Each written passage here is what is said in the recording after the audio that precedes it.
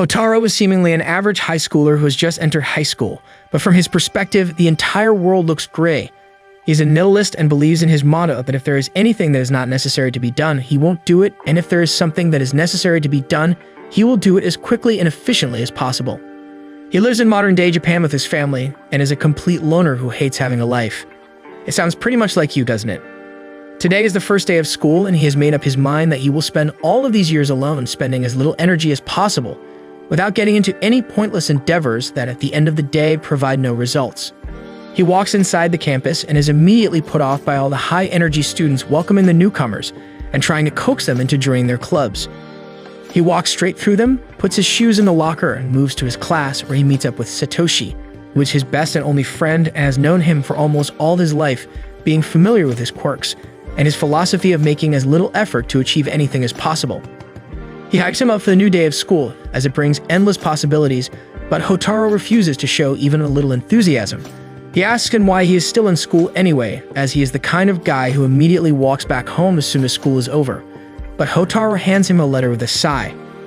Satoshi opens the letter, which is from Hotaro's sister, who is in India for the time being. She wrote a letter to him which arrived yesterday, begging him to join the Classic Literature Club, as no one usually does. According to her, every single year, the number of students wanting to join the club decreases, and she is afraid that it will be shut down before long. She claims to have a special connection with the literature club and tells him to join it to prevent it from dying. Hotaro harbors a lot of love for his sister and ends up agreeing to her requests. Takeshi assures him that he won't encounter any difficulties because there are no other members of the literature club, so if he joins, he'll have a whole classroom to himself. This actually makes Hotaro a little bit happy, as at least he won't have to spend his energy to talk to someone else, and he bids Satoshi goodbye before going to the staff room to get the key. He arrives at the classroom allotted to the literature club and is thankful for the fact that it is in a very remote location inside of the school. He puts the key inside of the lock and opens it up. Once he enters the room, he is surprised to see a short black-haired girl watching outside of the window. She turns around and walks up to Hotaro, introducing herself as Iru. She claims that she already knows Hotaro as they were in the orientation together, which shocks Hotaro as there were a bunch of kids there and he didn't even notice Iru was there. She tells him that she has joined the club for some personal reasons and asks if Hotaro has also joined the club. He, however, quickly refuses, saying that he hasn't, as now that the club has a member, it will live on and he won't have to join any clubs. He turns around and starts walking before telling her to lock the doors when she leaves. She, however, tells him that she cannot lock the door. He asks her why she can't, to which she replies that she doesn't have the keys. Hotaro looks at her confused and produces the keys from his pocket, handing it over to her. He asks her that if she didn't have the keys, how did she lock herself in? She looks at him confused and asks whether the door was locked. Hotaro realizes that she had no idea she was locked, and this makes the girl curious, as she wants to solve the mystery of how the door can be locked when she doesn't have the keys. Satoshi also enters the class as he comes to check on Hotaro and eagerly gets intertwined with the mystery. Hotaro tries to leave again, but the girl grabs his hands and asks him to please help her solve this mystery. That moment hooked Hotaro, who has never felt anything like this before. He ends up obliging and asks her whether she saw anything amiss. She replies that sometime before she came in, she heard a clinking sound, and when they all focused their ears, they even heard clinking noises. They go out and spot the janitor, who is closing up all the rooms that were unoccupied because he has the master key. They all realize that the janitor must have thought that the room was empty because of its remote location, and shut it up, without Iru noticing that she had been locked from the inside. Iru is satisfied that she was able to know the truth, and they all walk near their lockers. She asks Satoshi whether he would like to join, and even though he has multiple clubs, he agrees to join. Hotaro tries to tell them that he isn't joining, but Iru again grabs his hands and asks him to join. Hotaro again melts at her touch and ends up giving her his application card, making her an official member of the literature club. The next day, Hotaro comes to school and after the day is over is forced to stay back and write an essay that they got for homework. Satoshi makes fun of him for not completing his homework on time, but he replies that he simply forgot to bring the homework to school. Satoshi laughs at it and starts telling him about a new mystery inside of the school. According to him, in the morning, a girl was coming up from the grounds while it was raining outside.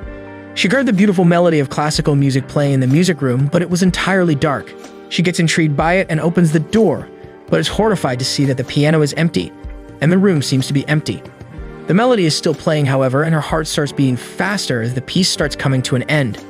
As soon as the piece ends, she feels a chill run down her spine and a scraping noise. Suddenly from the floor, a figure appeared, whose hair are all messy and has bloodshot eyes. She staggers to stand and starts walking towards the girl, by which time she shuts the door and runs away as fast as possible. He finishes the story and looks at Hotaru excitedly, but his gaze is met by the same unenthusiastic face as he starts writing away at the piece of paper once again. Suddenly, however, he asks Satoshi whether this news has rotated around the school, and when he says it is a pretty big deal, he immediately feels like Iru will soon come over to him and ask him to help him figure out the mystery. He immediately takes out a piece of paper and starts scribbling something before telling Satoshi to tell her a make-believe story about the mystery of the secret clubhouse. Iru arrives perfectly on cue, enters the room, and walks straight over to their desk, asking whether they have heard about the music room mystery. Hotaru, however, quickly cuts her off and tells her that Satoshi was telling him about a very famous mystery at the school. She immediately gets hooked, and Satoshi makes up a story about a secret club known as the Spider Club. This is a ghost club in which no one knows who the member is or how they are selected. It is said that they always put their notice on the notice board, but only a select few people are able to find it every year. This immediately intrigued her, and she asked whether they would help her find it. Hotaru finishes his essay at that very moment and tells her that yes, he will. They all go to the notice board on their floor and rummage through it, but are unable to find anything of substance. Finally, Hotaru advises that maybe they should go down to the main notice board, which all of them agree is a good idea. They make their way to the ground floor and are awed to see the notice board filled with so many posters from all of the numerous clubs around the school. The notice board looks like a war zone, as all the clubs want to portray their clubs on the main board so that they catch more eyes. They start looking closely at the board and see through almost every poster, but start losing hope when suddenly, Hotaru draws their attention and informs them that he found it below one of the posters. He shows her the small notice for the Spider Club, but she doesn't seem to be very impressed by this. She tells him that she gets the feeling that this mystery wasn't a mystery to begin with, as there are many loopholes in it. They, however, realize that it is getting late and decide to part ways. Satoshi and Hotaru start walking back together when Satoshi asks him why he crafted the lie and created the poster for the Spider Club, and then he puts it below the other notice while no one is looking.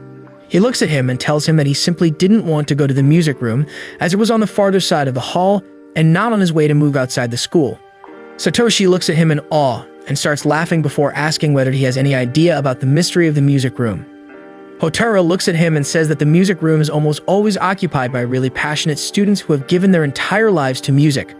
The pianist especially has a habit of sleeping inside the room, as she doesn't want to waste time, so she closed the windows in the rooms and slept while playing a CD of classical music on the tape recorder, which acted as an alarm, as when the music gets over, she will realize it and wake up. That is why when the student opened the room, she saw no one at the piano, but heard the music playing, and as soon as the music stopped, she woke up groggy with bloodshot eyes because of the low amount of rest, which scared the living daylights out of the poor student, and she ran away. Satoshi looks at him in awe and tells him that his energy-conserving ways will be put to the test because of Iru, as she seems to be the only one who can force him to work. They then split up to go back to their homes to get some well-deserved rest. A month has passed since the last incident, and Hotaru seems to have gotten used to this new routine. Most of the time, he doesn't mind it at all, because he only has to go there after classes for a bit and sit and read a book, which he doesn't really mind anyway. He likes it best when Iru doesn't talk to him and simply reads her book, but she has developed a cute habit, where she offers her some of her homemade sweets every time he sits down to read. One fine day, while reading the book in the after hours and enjoying his tea, Iru suddenly stands up, saying that this is not how a club is supposed to be. Hotaru looks at her and tells her to sit down and not waste energy on useless things. She, however, complains about how their club is monotonous, and they never do anything for fun. Hotaru looks at her and tells her that their club is supposed to be a literature club and not some sports club, where they need to perform activities. She, however, is adamant and tells him that they should start preparing for the upcoming school festival. Hotaru tells her that he has no interest in doing anything for the school festival whatsoever. Iru tells him that she won't hear anything about not doing anything for the school festival. He looks at her exhausted and tells her that they will also open some dumb stalls like any other club, but she refuses him. She tells him that the literature club has had a very rich history, and every single year people from the club have created an anthology for the festival, and they should do the same. Hotaru outright refuses to have anything to do with that and tells her that he doesn't want to spend so much energy on anything and would rather do something low effort. She keeps pestering him to the point of asking whether Hotaru thinks that creating an anthology would be less work than dealing with her every day pestering him about creating an anthology, so he agrees to her demand. He asks her whether she has any idea about how this thing has to be created, to which she replies that she doesn't. He asks her how she will do this if she has no idea how the anthology has to be written, but she replies that they will just find the previous year's copies and then learn how to write it. Hotaru is again frustrated because of the work she's making him do, but he can't say anything because of how dedicated she seems, so they both start searching through the entire room for the copies of the previous year's anthologies. They are unable to find the anthologies in the room, so Hotaru sits down on his desk, but she tells him that they are not done yet and drags him out to the library, as she believes the library will have the copies for sure. In the library, they see a short-haired girl sitting behind the counter named Ebara, who seems to know Hotaru and makes a face when he comes inside. She tells him that if he is up to no good, he isn't welcome here, but he retorts with a wisecrack of his own, pissing her off. At the very moment, however, Satoshi appears inside the library and Ebara's temperament immediately changes. Iru seems confused at this sudden change, but Hotaru says that Ebara used to like Satoshi during their middle school days when they studied together. Satoshi is a guy with maxed out riz and can make anyone's water break just by speaking to them in his charming voice. He asks Hotaru what he is up to, and he replies that this is more of a hostage situation as this absolute numbskull Iru has forcefully retracted him from his seat, where he had happily glued his ass so that he doesn't have to move. Satoshi laughs at this and goes on to introduce both Iru and Ebara to each other, and Iru gets straight to the point, asking her whether she has seen the previous year's anthology from the literature club. Ebara looks at Hotaru and smirks, asking how the hell did a loser like him actually join a club, but like a true Sigma, he tells her to shut her trap. She turns towards Iru and replies that she doesn't have any idea about the anthologies as she hasn't seen them around in the library, but believes that they might be kept in the stack.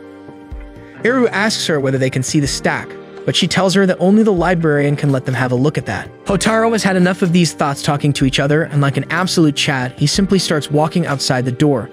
He is, however, stopped by Iru, who has vowed to herself that she will make this poor man's life hell.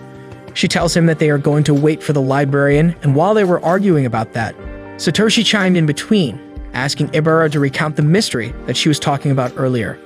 Hotaru thinks to himself that he is never going to see the end of it if Ebara tells a mystery, which makes Iru curious, but Ebara starts the story. She tells them that for some time now she's been noticing a mysterious pattern in a book. She explains that she stays over in the library every Friday, and for some reason, every Friday a book is borrowed from the library during the lunch break and is then returned by the end of the day. This is very confusing because when you borrow a book, you can keep it for a week before returning it to the library, but for some reason, the person who borrows it always returns it the very same day. Iru asks her excitedly whether she can have a look at the book, and Ebara takes out the book for her, which is a really beautiful hardcover leather-bound book about the history of the school. Iru comments that the book looks pretty, and everyone agrees. Hotaru, meanwhile, is trying to ignore all of this and decides to keep reading his book as he just wants to get the anthologies and go back home. Iru, however, is not going to let the lad have his leisure time and keeps putting the book in front of his eyes, while Hotaru looks at her like he wants to slap her. He looks at it and says that maybe it isn't such a big deal, and that some students want to have a look at it during his free time. Ebara, however, tells him to have a look at the people who are borrowing the book. It turns out that every single time there's a different person borrowing the book.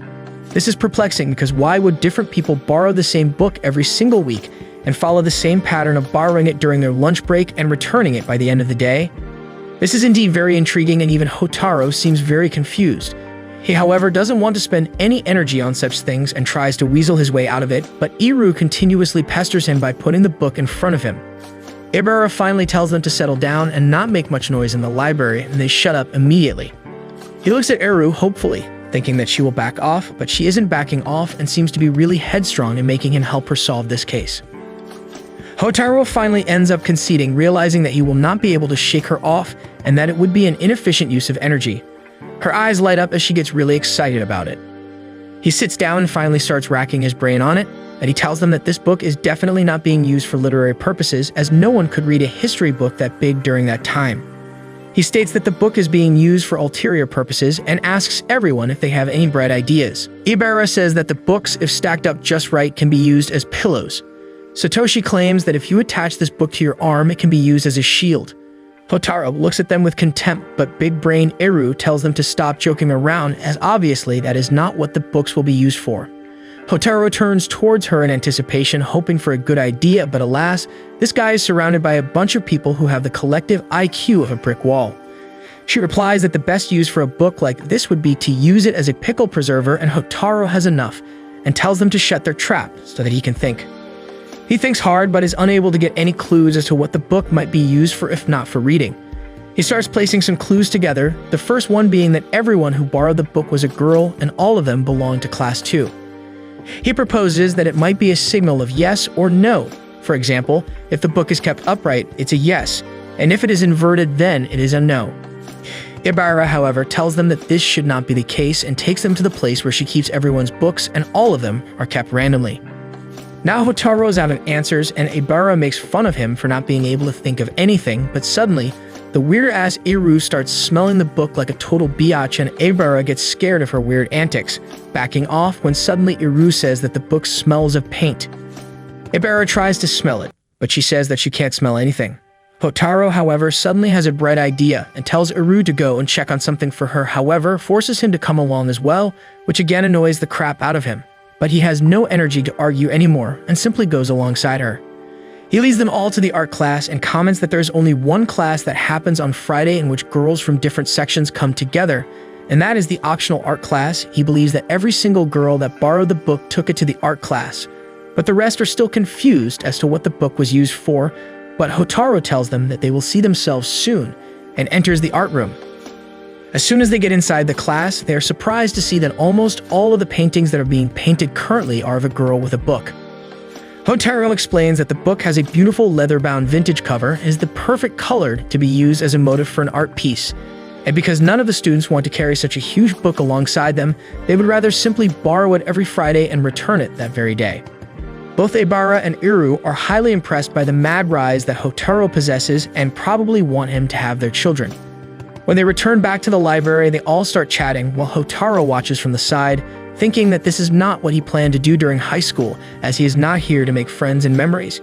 He just wants to do the minimum amount of work possible and hence starts leaving, but Iru again grabs him and tells him that they still need to wait for the librarian as they need the anthology. Finally, the librarian comes and Satoshi introduces himself and the others, while asking whether she has seen the anthology that has been created by the literature club, but she replies that the back issues are sadly not in the stacks and they will have to find it somewhere else. Iru gets sad after hearing this, but Satoshi, as lively as ever, tells her that they will find it soon, and for the day, they all go back to their home. The next day, early in the morning, Hotaru gets a call and has to wake up on a Sunday. The caller turns out to be Iru, and he asks her what the hell was so urgent that it couldn't have waited till the next day, but Iru simply apologizes and tells him that she wants to meet him today. Hotaru tries to avoid this, but she starts pleading with him, and he is unable to say no to her. Later in the afternoon, Hotaru goes inside a cafe and waits for Iru while sipping on his coffee as she is late. Finally, she arrives in a pretty dress and sits down with him, while idly swirling the cream in his cup. Hotaru looks at her and asks her what she wants to talk about, and she starts trying to dance around the point, which annoys him. And he simply gets up and tells her that he will leave if she doesn't speak soon, but she quickly stops him and tells him she is nervous. He asks her what she's nervous about, which makes her shyly look at him, and she replies that she wants to confess something. Hotaru gets so surprised that his mind goes blank and he simply stays quiet and listens to her, his heart beating loudly, thinking that this is a love confession. Iru kept beating around the bush until finally she blurted out that she wanted his help to solve a mystery of hers. Hotaru looks at her blankly as the truth slowly settles in that he has been epically pranked by God, and she just wants her help with another mystery. She tells him that she had an uncle known as Siki, who used to study at their school 45 years ago, and even he was the president of the Classic Literature Club. 7 years ago, her uncle went to India for a trip, but then all contact from him ceased as he was deemed missing. There were several investigations, but no clue of him was ever found. She tells him that she and her uncle used to be very close when she was young, and he always used to spend time with her. Wow, creepy. Still, however, she has very fond memories of him as he was a good person, and she used to take him to parks to play. He was also a highly intelligent individual who had answers to everything. According to her, she could ask him anything, and he would always answer her, quenching her curiosity and giving her more knowledge about the world. She tells Hotaru that in a way he also resembles his uncle, which is very kinky, but her reasons are that he, just like her uncle, is able to solve every single mystery that comes his way and has an answer for almost everything. She then gets to the point. She reveals that one fine day she was playing in her house when she asked her uncle a question, but this time, instead of a solid answer with a hearty laugh, she remembered hearing something really tense and sad so much so that she started bawling her eyes out and crying nonstop. What was surprising was that even her uncle seemed so upset by it that he didn't even try to console her but sat there, motionless. Eventually, her mom came and took her back to her room, where she finally ended up sleeping after getting exhausted from all the crying. Hotaru listens to her solemnly and she tells him that the thing is she doesn't remember what her uncle told her or what the question was that she asked him. According to her, the entire ordeal was so disturbing for her young mind that she ended up blocking it completely out of her memories and has no recollection of it. She looks at Hotaru and starts pleading with him to help her, but before she could even complete her sentence, he refused. Hotaru realizes that this is a very important part of her childhood, and there is a very good chance of her entire outlook on life being changed if she remembers exactly what her uncle said.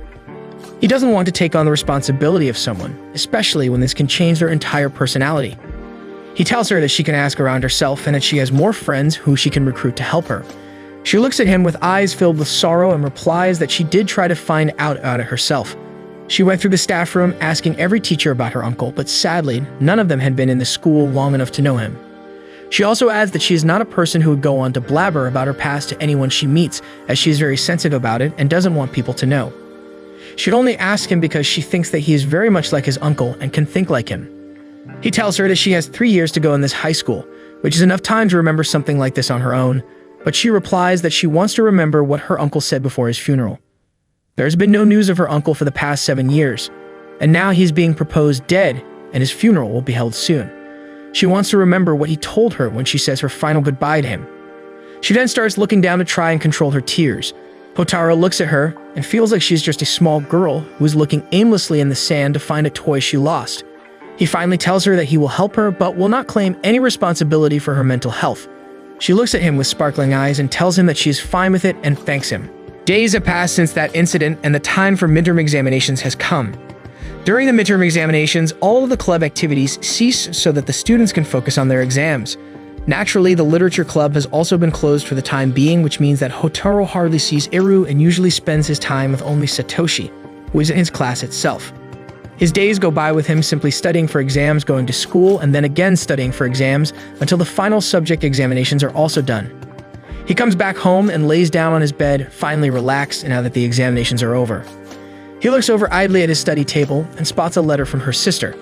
He opens it and reads the content, which states that she is in Istanbul right now, not in the city but inside of the Japanese embassy because something went wrong with her passport. She asks about Hotaru in the letter, whether he's enjoying the literature club, and whether there are any other members apart from himself in the club. She also states that the school festival must be coming soon and he should create an anthology for it, as has been the tradition of the literature club ever since its establishment. She also tells him a very important piece of information in the very next line, which solved a lot of the problems related to creating an anthology. She tells him that the previous year's anthology copies cannot be found in the library or even in the stacks. They are all kept inside a chemical locking safe, which was inside the club room. She also adds that it is not locked, so they can simply open it and find it. Hotaru is relieved about this, as now they won't have to go looking all over the place for the previous year's anthologies. The next day, they all meet inside the club room, and by the way, apparently Ibara is also a member of the literature club now. Hotaru will be getting hella girls. He informs them about the letter and shows it to them, and even they are happy. But then they look around and find out that there is no goddamn locking safe in their club room. They all start thinking about what could have happened, but Hotaru calmly tells them to chill out, as this is just because every time a new session starts, the classrooms in which the clubs are held get changed. They quickly get up and decide to head over to the staff room to ask around about the previous year's classrooms in which clubs were held, but Hotaru stops them and tells them that he has already asked around, and last year the biology lab was used as the literature club's base of operations. Both of the girls look impressed by his quick work, and they both start moving out of the room to see the biology lab, and Hotaru happily sits down reading his book, thinking that they have finally forgotten about him, but of course Iru comes back and drags him with them. Hotaru leads the way, but when he comes near the biology room, he notices 2 small boxes attached to either side of the hallways, drawing his suspicion. Both of the girls haven't seemed to notice this thing as they walk ahead, knocking at the door and calling out. One of them tries the door but realizes that it is closed, so they wait outside when suddenly a long-haired senior walks outside of the door, smiling at them uneasily and trying to cover the open door with his body. He tells them that the lab is currently occupied by the newspaper club, but he is alone here today because none of the other members showed up. Hotaru notices that there is a very strong smell of room freshener coming off from his body as he asks the girls why they are here. Eru replies that she is the president of the literature club and wanted to get the locking safe from the room, which has their anthologies. The senior seems to jump at the mention of a locker and tells them that he hasn't seen any such locker inside the room. They tell him that it must be inside somewhere as this room was occupied by the literature club last year, but the senior again firmly tells them that the locker isn't inside, and at this point, Hotaru decides that they should leave and bids the senior farewell while starting to move back, but both Ibara and Eru persist, asking the senior to have a look inside, as otherwise they will have to search the entire school for the back issues. As soon as Hotaru hears about having to search the entire school for the books, he comes back, as there is no way in hell he is going to go through that much trouble and expend that much energy, so he stays. Ibara gets into the senior's face and tells him that technically speaking, this is still a classroom, and they are allowed to have a look inside it if they want. The senior thinks for a while, then slyly tells them that they can have a look inside, but they have to make it quick and not take anything apart while he is working. He opens the door and they all pour inside of the room. The first thing that Hotaru notices is that the table is littered with papers, and there is a radio device on the table as well. The window was open and the fan was also blowing towards the window. The senior looks very uncomfortable while the rest have a look around the area. Finally, Eru comes back saying that she couldn't find the safe and that it might not be here, which seems to bring some relief for the senior. But Hotaru stops her and asks the senior whether they displaced any of the stuff anywhere, to which he replies that they did move a bunch of cardboard boxes here and there.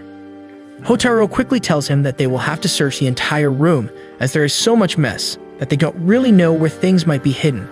The senior immediately becomes very agitated and tells him that he doesn't have enough time for all this crap, but Hotaru immediately tells him that he won't have to do anything, but he starts sweating and tells him that he doesn't want his things to be messed with as he is really busy. Hotaru tells him that they will put everything back where they found it, but the senior gets even more agitated and tells him to shut up and get out of his club room with heavy breathing. The girls seem to be a little scared, but Hotaru stands there defiantly and tells him that if he wants it this way, then he will leave and have one of the staff members search the entire room from top to bottom for their books. This scares the living crap out of the senior, and he immediately starts sweating and shaking in anger and fear. He looks straight into the senior's eyes and tells him that he has an errand to run in the library and will come back soon. He tells the senior that he has no interest in anything else apart from the anthologies, and if he finds them while he is gone, he should leave them in the literature club's classroom. The senior seems to be seething with rage, but he gulps down his anger and tells him that if he finds it, he will let them know. He goes outside, takes the girls with him, and tells them to wait with him outside the library for a bit. After a while, they go back to their club room, and to their surprise, the back issues of the anthology are already neatly stacked on their table. Ibara and Eru start going through the volumes one by one when Ibara looks at Hotaru and asks him how he knew that the senior had the books. He takes her into a corner and tells her that what he's going to tell her is to be kept a secret. He then tells her that he noticed the infrared sensors on the hallway, which the senior had put up, and was immediately suspicious of something. When he opened the door, he was trying to hide something as he was wearing very strong cologne that had been freshly applied. Moreover, when you have a look inside, he had the windows open and the fan running, which was pointed towards the window, even though there were a bunch of papers lying down that could very easily fly outside because of the fan. So why would he do it? It suddenly dawns on Ibara and she says cigarettes. Hotaru nods, saying that the senior was smoking inside the room and has a radio device that alerts him as soon as someone crosses the hallway to walk near his room. He's from a very prestigious family, so if he were found smoking on the school premises, it would be a very serious breach of rules, and he can't take any chances with bringing shame upon the name of his family. Hotaru claims that the senior must have kept the cigarettes and the lighter inside of the locking safe itself and hid them so no one could find them, and that is why he wasn't willing to show them the location of the case. Ibara looks at him with awe, as she never guessed he was this perceptive, but they are interrupted by the guy with maxed out Riz, Satoshi, who enters the room dressed as a frickin' sunflower. Ibara informs him about the back issues that they have found and shows them, while Hotaru switches his attention over to Eru, who is very seriously looking at one of the issues. She looks at him, takes him off to one side, and shows him the issue, which was named Hyuka. She tells him that this was the thing that she asked about with his uncle, which was when he said something that made her cry. She hands the issue over to him, saying that the issue contains the name of her uncle a couple of times. She tells him that something happened 45 years ago in the literature club, and Hotaru starts reading what the issue said. It stated that it has been a year since Siki left the high school, not only as a hero, but as a legend and a true inspiration to them all, as he sacrificed everything for the greater good and will always be remembered in the history of the school. She grabs her head, saying that she is so close to knowing what he said, but it just won't come in her mind. Hotaru looks at the issue number of this anthology, and it turns out to be the second issue, so he turns towards Ibara to find the first issue, but she looks shocked at him and says that issue number 1 is missing from the stack. Eru seems to be sad that issue number 1 is missing, but they decide to head back for the day, and on their way back, Hotaru asks Eru why she does not enlist the help of both Satoshi and Ibara. She replies that she doesn't want a lot of people to know, but then Hotaru asks whether she considers them her friends, and Eru immediately stops in the middle and tells him that she will reveal her problem to them tomorrow. The next day, she explains everything to both Satoshi and Ibara, and both of them are highly supportive, making the club's primary objective to figure out what happened 45 years ago. On the next Sunday, they all decide to go over to Eru's residence with a bunch of theories and hypotheses about what could have happened 45 years ago. Hotaru, as unenergetic as usual, waits around for Satoshi to come, and suddenly he hears the eccentric voice of Satoshi coming from afar, cycling towards him. He almost runs into Hotaru, who is having second thoughts about his sexuality, but tells Satoshi that he doesn't swing that way and is as straight as a pretzel. They both start cycling towards the countryside, away from the bustle of the city, and Hotaru asks Satoshi whether he likes his life being in high school, always being so energetic and happy. Satoshi slows down and tells him that of course he has his fair share of problems, but he likes to be as rosy as possible and tries to find happiness in every situation. Hotaru reflects on himself and how he is the stark opposite of Satoshi in this regard. He lives his life in shades of gray. Not that kind, you dipshits. He just likes his life to be very monotonous and doesn't like interacting with people much. After biking for quite a while, they reach Iru's residence, which is huge to say the least. The house is big enough to contain my insecurities, but not big enough to contain my love for you beautiful idiots who are subscribed to the channel. They enter the house, hoping that a cute maid would usher them in, but instead they find Eru, who escorts them inside. They pass through a bunch of rooms that seem to be very ancient and preserved in time. They reach the room where Ibara is already sitting on the ground by the table. Floor gang represent. They all sit down near the table, and finally Eru officially starts the meeting. She says that all of them will tell their theories one by one, while the rest of them decide whether it sounds likely or not. Eru starts first. She has created a bunch of notes and passes one sheet to everyone around. She begins speaking, and her theory is that 45 years ago, when the festival was happening, a bunch of punks must have infiltrated the festival, started harassing students, and even started taking money from the stalls that the students must have prepared. Then Siki, the president of the literature club, stepped up to their injustice and got the students' support, and with their help, he ended up pushing the punks out. While all of this commotion was going on, he must have punched one of the punks, which was seen by a teacher, and because he was violent, he was kicked out of the school. She finishes and eagerly awaits the judgment of her friends, who all tell her that they don't think this is very probable. There are two main reasons for that. First of all, punk culture came into prominence 40 years ago, whereas the event we are talking about dates back 45 years. Secondly, the school has strictly prohibited any kind of stall that takes money to provide some kind of service, as that makes the students very money-centric. Instead of creating art, they start creating money-making schemes. So if there are no stalls that have money, how will they infiltrate the festival to forcefully get money? Eru sits back down and says that their points make sense. Satoshi, the Riz King, plops down on the mat, asking if they can sit outside because his legs are falling asleep, and it is too beautiful of a weather to sit indoors. Eru tells them that they can sit by the veranda, which overlooks the pond, and both Ibara and Satoshi eagerly agree. They reposition themselves, and the next person, Ibara, starts speaking. She theorizes that 45 years ago, the school as a whole must have been fighting against the government, as they would be trying to gain control over the schools, so that they could force the propaganda on the young minds of students, so that they could create a loyal vote bank. This, however, must have failed when the school, including the teachers and the students, became one and started pushing back against their propaganda, which must have resulted in a bunch of strikes and protests. Among all this, Siki must be a true leader of these protests, and if he came to the attention of the government, they must have exercised their power to have him removed from the school. Hotaru and Satoshi both acknowledge the theory that she put forward, but also claim that there are some inconsistencies. Before that, however, Satoshi claims that he is really hungry, so Eru tells them to come inside the kitchen and discuss the theory, while she makes them some onigiris. Satoshi is obviously way too pleased to have handmade onigiri by Eru, which pisses Ibara off. They all sit down on the table, while Eru starts making beautiful onigiris, which they all eagerly eat. She is waifu material, but Ibara is still the best girl. Satoshi explains that his theory is also pretty much the same, but not quite. He explains his theory by distributing a bunch of pages that have newspaper articles and whatnot. He claims that 45 years ago, the power struggle wasn't between the government and the educational institutions, as the government was actually ruling with a peaceful regime in prosperous times. The main power struggle of that time was between the students and the teachers. They must have been pushing the students to focus more on studies, while trying to reduce the days of the festival, which must have led to a power struggle between the students and the teachers, in which Siki must have punched a teacher, which resulted in his departure from the college. He showed the newspaper clippings about the protests, but Hotaru claims that this can't be it, as the protests happened in June, but Siki was kicked out of the school in October. There is a long gap between now and then, so he cannot be kicked in relation to the protests. Even Satoshi sits down, claiming that he doesn't have any other bright ideas. They all now look towards Hotaru, who suddenly becomes very conscious as he hasn't really written anything new, as everything he wrote down was already discussed by the others. They all start pressuring him to speak, which gets to him, and he stands up asking for directions to the washroom. Iru tells him the directions and he takes off. On the way, he spots a room, which turns out to be Iru's room. He peeks inside to see that she has been working hard on piling up all these theories, which makes him feel bad for his lack of effort. He goes inside the washroom, decides that he will also start seriously putting in the effort, and starts racking his brain trying to come up with any kind of theory that might solve this mystery.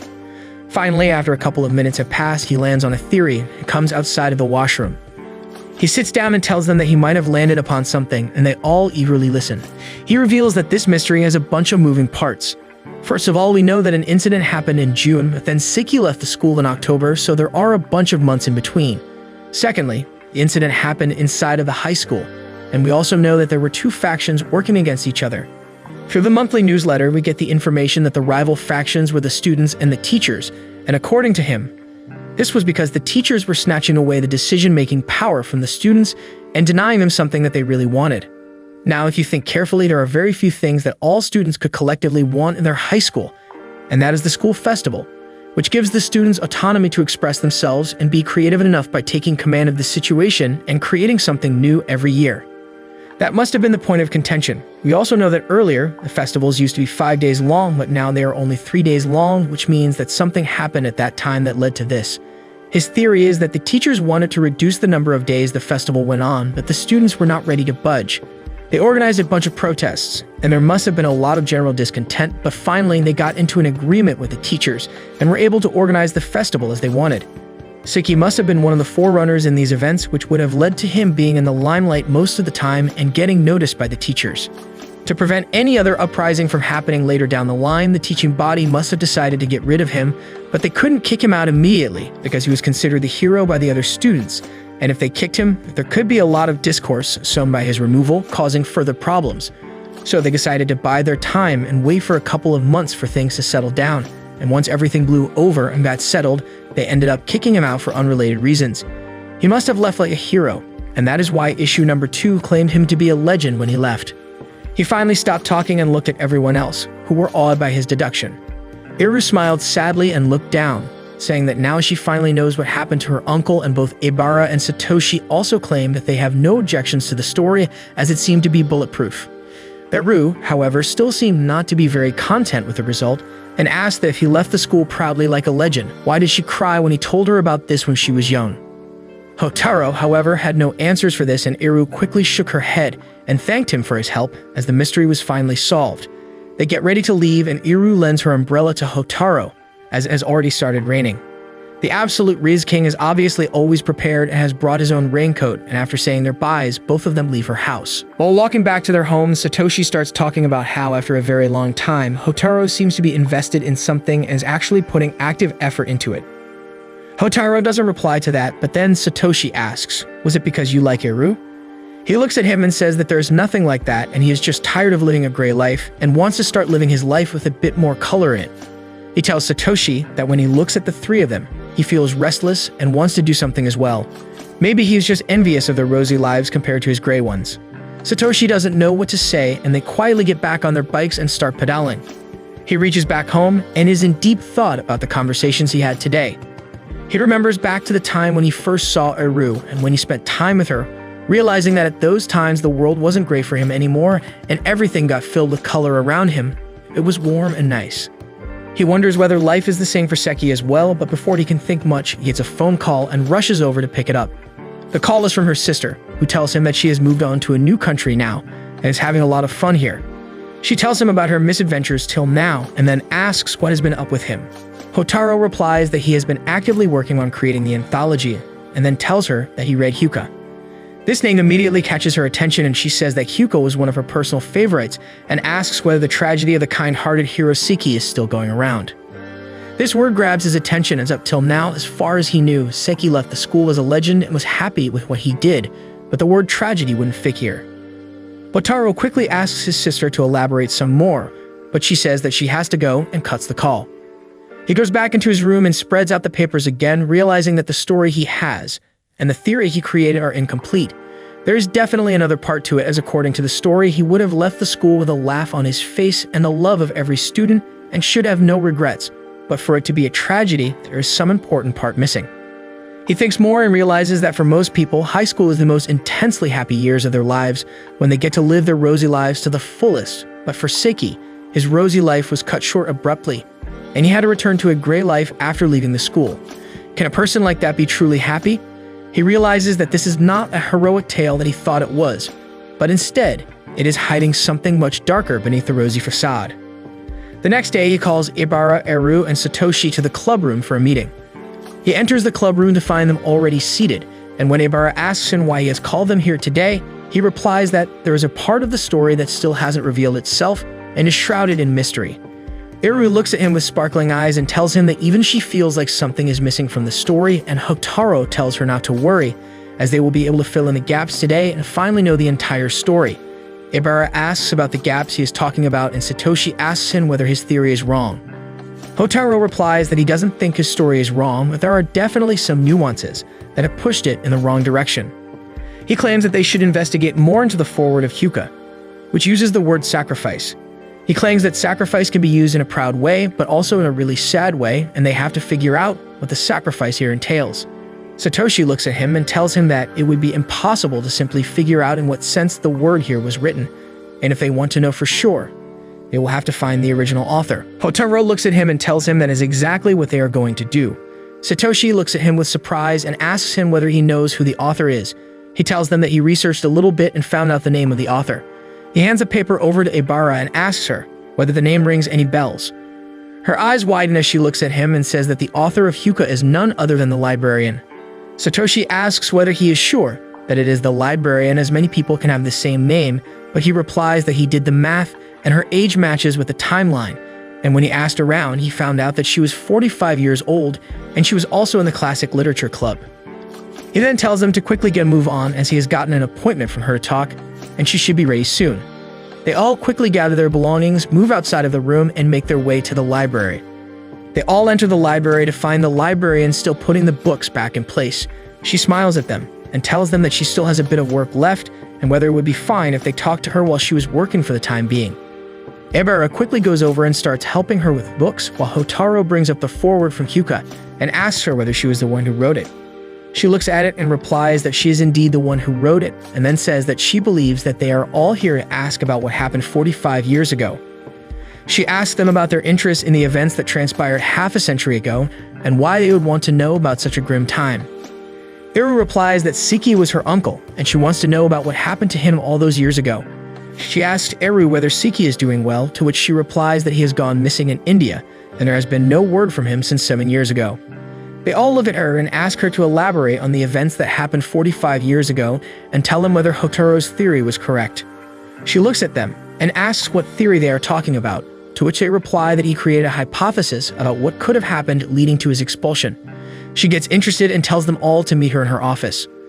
Once settled down, she takes the notes that Hotaru created and reads through them carefully. She asks him, in a surprised tone, whether he created this entire theory only on the basis of the anthology, and tells him that it feels like he was there when it all happened. It is borderline perfect. Hotaru, however, tells her that he believes some part of the theory is incomplete, and he would like to know whether Seki took the expulsion on behalf of all students, and if the school did so willingly, or is there something more to all this? She looks down sadly and tells him that he is right and that a part of the story is missing. She recalls the incident when she was way younger and has just recently joined the high school. School festivals used to be a huge deal back then, and the entire city would be brimming with students who wanted to attend or take part in any of the festivities. The atmosphere used to be electric, and the school festival was basically one of the most important things for any of the students in that era.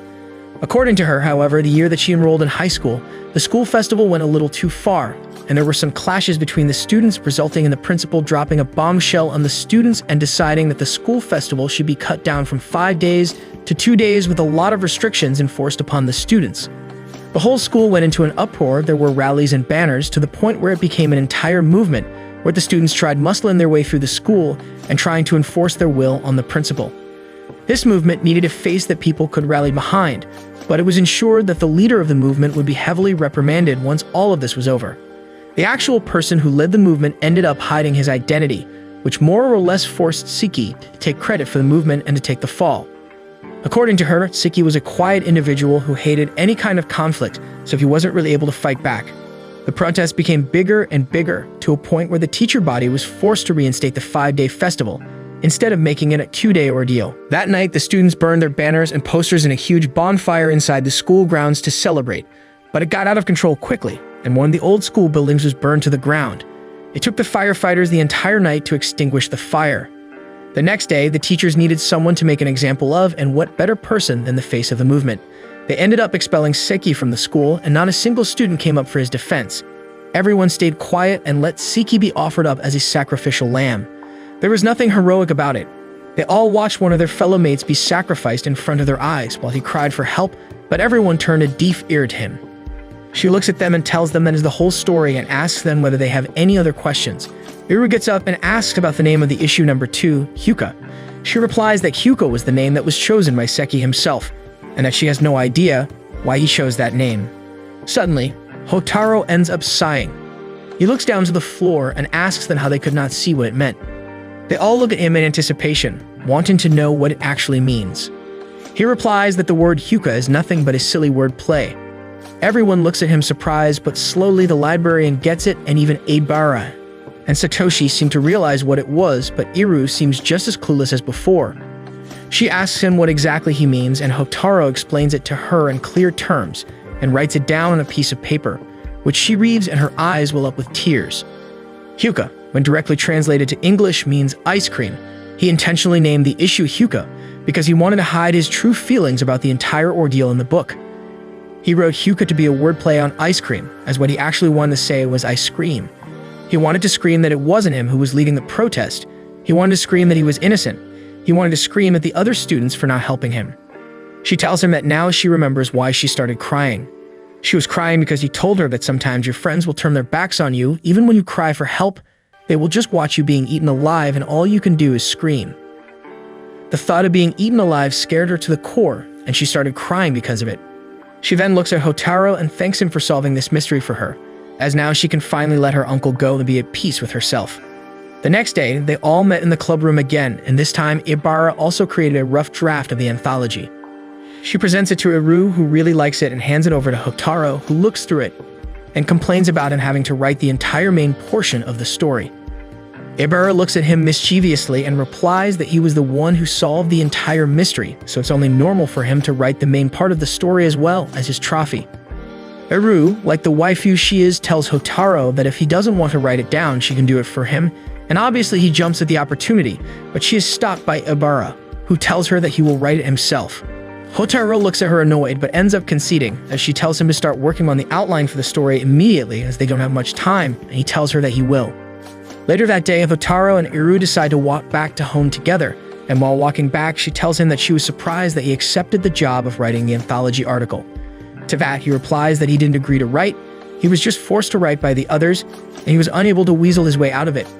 And he thought that he would dedicate it to Seki as a tribute to him and the tragedy that happened to him.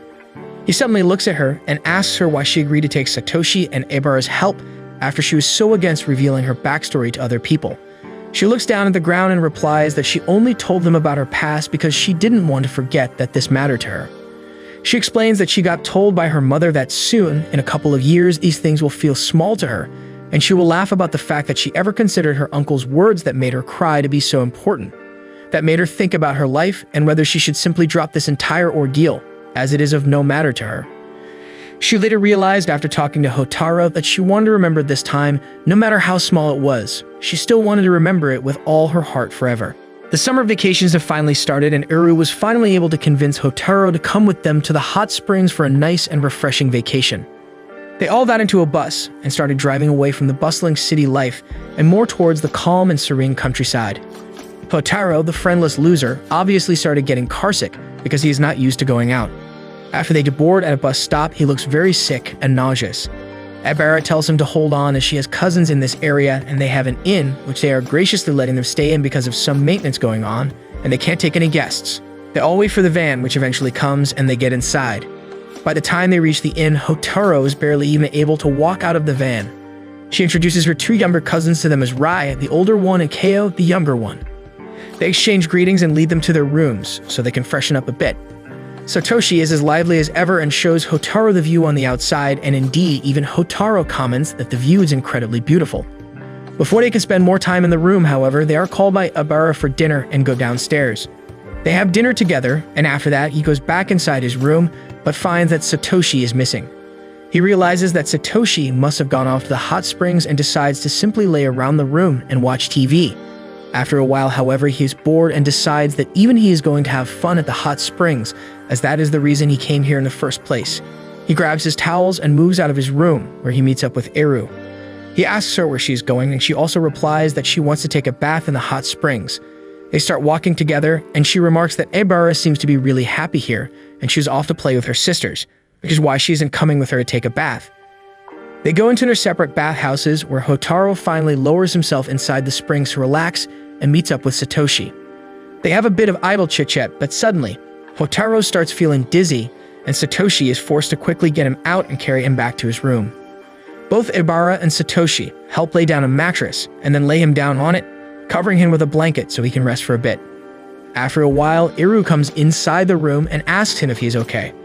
Hotaru quickly replies that he was fine and turns around to speak, at which point Iru gets up and tells him that they are all in the next room discussing ghost stories, so if he feels better later and wants to join, he's welcome to. Sometimes later, Hotaru overhears them exchanging stories, and since he has nothing better to do, he starts listening to them. He overhears Ri tell them a legend of old, which says that a long time ago, a troubled man came to this inn and ended up taking room number 7 in the other building as his own. He paid for it in advance and he used to stay there all the time. He wouldn't come for lunches or dinners, and he told all of the staff to stay away from his room and not disturb him. One night, the people staying at the inn overheard a loud scream. They ran towards it to find a woman on her knees, horrified to see the man living in room number 7, dangling on the edge of the rope inside his room. It turns out that he took a lot of money from a company, and when his business failed and he had no way of paying them back, he decided to take his own life. Ri continues that ever since that incident, anyone who stays inside that room ends up seeing the silhouette of a dead man hanging from the ceiling, and once a man who was staying there suddenly got sick and died on the spot. When this got out of hand, the elder of their family was called, who called an exorcist and ended up performing rituals for the evil spirit to ascend to heaven, and a new building was created right in front of it. Now no one goes there, and that building has been left abandoned. Hotaru gets up and looks outside the window at the room that the man died in and decides to close the windows because he is feeling chills. Suddenly, however, he spots a small shadow running outside of the inn, but doesn't think too much of it and goes back to sleep. He wakes up the next day to the most beautiful sight imaginable, but he doesn't appreciate true beauty, so he simply freshens up and walks downstairs to have breakfast, but is shocked to see Ebara stuck to Iru looking horrified. Hotaru asks what happened, to which she replies that last night after midnight she woke up because of a gust of wind, and when she turned around to close the window, she saw the silhouette of a man hanging from the ceiling in room number 7. They all sit down for breakfast, and Ri makes fun of Ebara, saying that she must have imagined it, as they were all talking about scary stories, but she replies that she is very sure that she saw it with her own eyes. Maya seems to be very uncomfortable with this situation and tells Rai that their father told her not to tell this story to anyone. She, however, pays no attention to it. Iru inches over towards Hotaru and asks him what he thinks about the situation. Hotaru replies that he believes that Ebara must have imagined everything, but then Iru reveals that she couldn't have imagined it because even she saw the silhouette hanging from the ceiling. Hotaru looks at her confused, so she tells him that when Ebara got scared by what she saw, she ended up waking her up, and when she looked at the window, even she saw it. Hotaru still looks unimpressed and claims that even she must have mistook it for something else. This enrages Ebara, who asks him to tell her what she saw in that window, if that wasn't the silhouette of a hanging man. This obviously makes Iru very curious, and she ends up forcing him to help her get to the bottom of this. They both go back to Hotaro's room, where he asks her several questions about what she saw. They decide to go and have a look inside room number 7, and they ask Maya to lead them there. As soon as she hears that they want to go to room number 7, she grows very uncomfortable and tells them that she cannot take them there before running away. They then go downstairs below the window, and Hotaro realizes that it must have rained last night, but before they can investigate it further, Maya appears from behind and tells them that it is lunchtime. They go back to the dining area and have lunch, and after they finish, reappears clad in a kimono, which she seems to really like.